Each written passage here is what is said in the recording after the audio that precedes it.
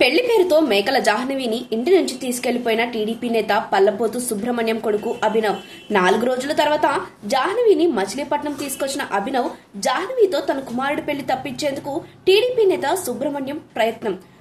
రాజీ కుదిర్చేందుకు రంగంలోకి దిగిన కృష్ణా జిల్లా మంత్రి టీడీపీ నేత కొడుకుని పక్కకు తప్పించేందుకు మంత్రి యత్నం.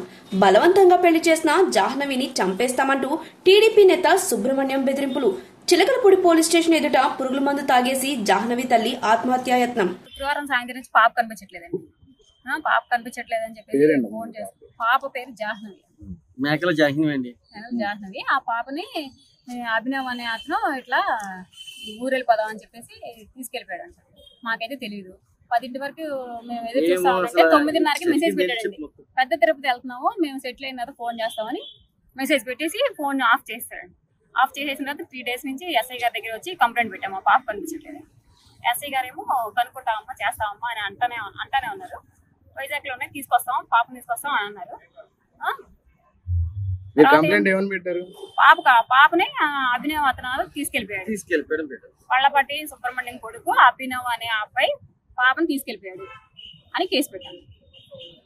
అది మాకు న్యాయం జరగాలని చెప్పేసి సిఐ గారి దగ్గరికి వస్తే సిఐ గారు చూస్తున్నామమ్మా ఎదుగుతున్నామమ్మా అన్నారు. తర్వాత 3 డేస్ అయిన తర్వాత మినిస్టర్ గారు ఫోన్ చేసి ఏంటి మీ పాపను ఏం చేద్దాం అనుకున్నారు, ఫలానా చోట దొరికారు అని చెప్తున్నారండి. మాకు న్యాయం చేయండి అని అడిగామండి మంత్రి గారు. మాకు న్యాయం చేయండి అని, మీరు చేయండి, ఏం చేస్తారో అని చెప్పారు. 5 డేస్ అయిపోయింది, ఇప్పటికి 5 రోజులు అయిపోయిన తర్వాత మీరు ఇట్లా ఫోన్ చేసి ఎట్లా అంటే మేమేం చెప్తామండి, మీరే న్యాయం చేయండి అని అడిగాము. అది వీళ్ళేమో ఇప్పుడు నేను పెళ్లి చేసుకోము, 2 ఇయర్స్ అయిన తర్వాత మేము సెటిల్ అయిన తర్వాత మా అబ్బాయి సెటిల్ అయిన తర్వాత పెళ్లి చేస్తాము, మేము ఇప్పుడు పెళ్లి చేయము అని చెప్తున్నారు. 2 సంవత్సరాలు ఎవరి ఇంట్లో పెట్టుకుంటాం, మేము ఏం చేసుకుంటాం మా పాప.